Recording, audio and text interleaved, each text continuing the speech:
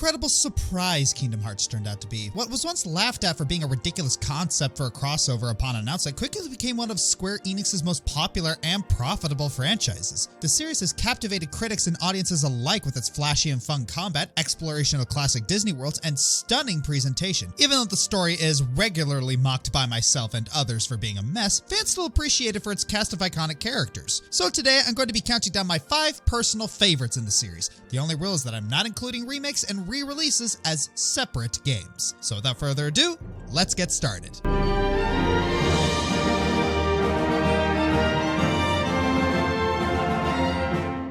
Kingdom Hearts 2's secret ending absolutely blew us away with a vision of a much darker and grimmer Kingdom Hearts with all sorts of characters we'd never seen before. We had so many burning questions and speculation was rampant for what this could mean for the series, especially after how optimistic the ending of 2 was. Needless to say, Birth by Sleep was a highly anticipated title when it finally arrived on the PSP. So, did it live up to the hype? Well, like the rest of Kingdom Hearts, it's complicated.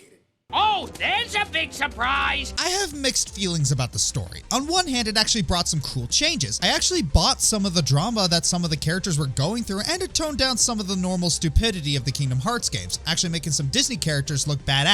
But on the other hand, it filled the series with more continuity errors this side of the Star Wars prequels and paints every single character as an utter moron. Especially Terra. Seriously, you are the worst judge of character. Also, being a prequel, it had the misfortune to be predictable as all heck. Wow, a predictable Kingdom Hearts game. Is that a flying pig? On the gameplay side of things, the command deck was a very interesting idea, having a cooldown based system for individual moves along with a plethora of new options to find a style that's right for you. That being said, you pretty much have to go out of your way to finding a horrifically broken attack, especially if you don't know what you're doing, and sometimes the command deck can leave you feeling a little smothered, especially when you're on long cooldowns. The combat is also super floaty compared to Kingdom Hearts 2. So many of your attacks leave you wide open for retaliation, which really gets frustrating given how bosses love to randomly break out of combos. That being said though, Birth by Sleep did give us some fairly engaging side content, the Mirage Arena for one, allowing you to fight in a bunch of fun battles as well as gain new moves. I also had this weird soft spot for the command board. I shouldn't like it, but I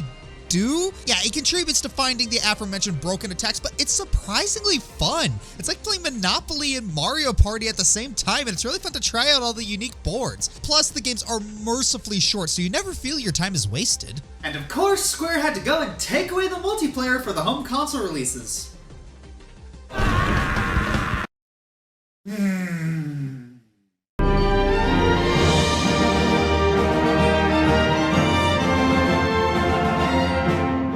After doing some looking around, I realized I'm actually in the minority of people who really enjoyed the card system in Chain of Memories and the remake. I can see why people don't like it. It is needlessly complicated, but I think that once you find a particular playstyle that works for you, you'll enjoy the game a lot more. My style? Spam the elemental raids. I also like being strategic with the room placement in the overworld. It gave the levels an element of chance and surprise. It reminds you a little bit of the Pokemon mystery dungeon games that you don't quite know what you're getting into until you're there, and really tests your ability to think on your feet and plan ahead. There are 2 things that really drag it down for me though, and the first is the boss battles. Not the ones that were main story focused, I'm talking about the in-world ones. Many times the gimmick in the fights was annoying rather than clever, and the bosses could quickly become a grind rather than a fight. I'm looking at you, Hook! Let me attack! The worlds themselves, again, are a total retread of almost every single world you've already been to. It's not too bad since it's the first time the franchise has forced this on you and it makes sense in the context of the story, but it's still a problem. And going back for replays, yeah, forget about it. Just smash the A button to get through those cutscenes as fast as you can so you can get to the battles.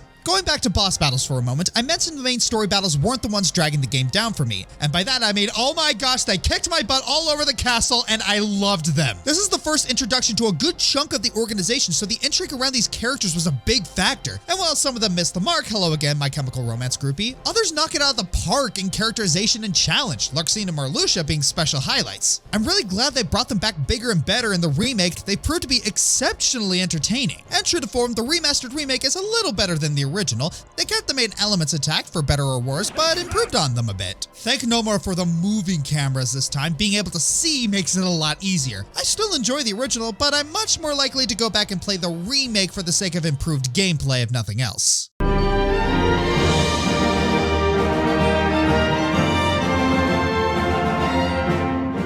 Every story has a beginning. The Kingdom Hearts franchise is no different. Kingdom Hearts started with, well, Kingdom Hearts. Of course! But then a mere 9 months later, the, at the time, Japanese exclusive Kingdom Hearts Final Mix was released. Wait, 9 months? Nomura! Leaving us hanging for 14 years between 2 and 3, and it only takes you 9 months to put out Final Mix? Ugh. Besides that, even though it was an update to the first game, but they were calling it Final Mix, even the first game in the series had to find a way to be confusing as all get out. Maybe it should have been called the Final Mix-Up. Truthfully, Final Mix is just a fancy way of saying Director's Cut. You know, back in the days before everything became DLC, people had to buy a whole separate game just to get access to all these extra goodies. Man, times sure have changed. But we wouldn't have a Final Mix without the original. In that light, let's remember what made Kingdom Hearts 1 great in the first place. It had crisp, if a bit outdated combat, a great soundtrack, an imaginative concept, and a whole lot of heart. Kingdom Hearts was the little engine that could. No one thought it would succeed, but here we are. The very first step on a seemingly never-ending journey held a special place in many people's childhoods, and I wouldn't have it any other way. Now, what exactly is different from the original to the Final Mix version, and why did the Final Mix version get the spot on this list, but the OG got the boot? Well, there are a number of reasons. The Final Mix version is essentially the more complete form of the original game, with more weapons, armor, abilities, heartless, lore, and bosses. Of course, we all know the real reason Final Mix is on this list: skipping cutscenes.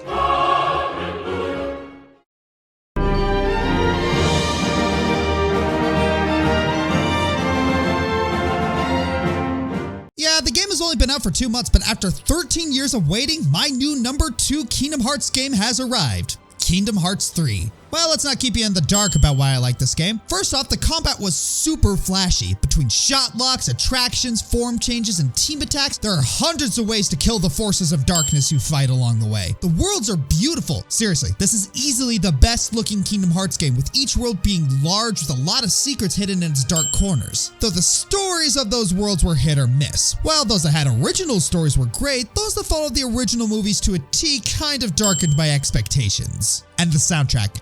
Oh my gosh! The chorus and piano present in most of these tracks blew my freaking mind when I heard them. Heck, the songs I chose from my last list were so good, the Sanctuary was knocked off and put into a dark corner with the rest of the KX songs I didn't choose. The story, though, was hit or miss. On the plus side, the writing has improved. There weren't as many plot holes and retcons as previous games, but it spent way too much time padding the plot points from previous games and ranting in mini exposition dumps. Heck, they say the word darkness so much that I made a drinking game on how many times you say darkness in the game. Me tummy still hasn't recovered from all that darkness. Halfway through, the story took a bit of a nosedive and the ending didn't quite stick the landing, but in the end, I'm glad I played it. Overall, Kingdom Hearts 3 feels like a game that was developed for 13 years, but in a good way. If you want to see my reactions in real time, you can always go check out my stream of it on my channel, assuming that YouTube will let me keep it up because of certain music choices. Arendelle!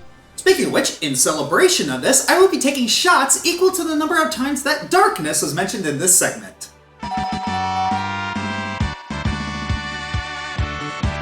Hiring writers was a terrible mistake.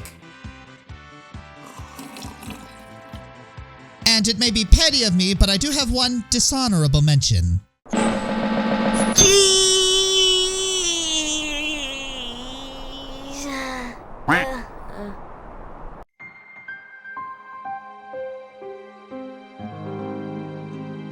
Why does this exist? I will give this game some credit. It does take the most risks with gameplay, and in a pleasant surprise, 90% of them work. It experiments with many different genres, and yet you still feel like you're playing a Kingdom Hearts game. It certainly does have an ominous premise for the story, but beyond that, there is nothing of worth to this game. We retread pretty much every single world from the previous Kingdom Hearts games again, and the individual plot lines of each world feel so generic and forgettable. And the plot, it's completely ridiculous. Even though it comes right after Kingdom Hearts 2 and is the contents of the letter at the end, you can completely take Coded out of the Kingdom Hearts canon and lose nothing. We're not even technically playing as Sora throughout the game. We're playing as a fake Sora, and he has his own emotions and feelings, and Maleficent and Pete are going to use the journal to take over the universe? What? What? This is so stupid! I don't understand this game! It's completely pointless! Why does this game exist? Dude, calm down.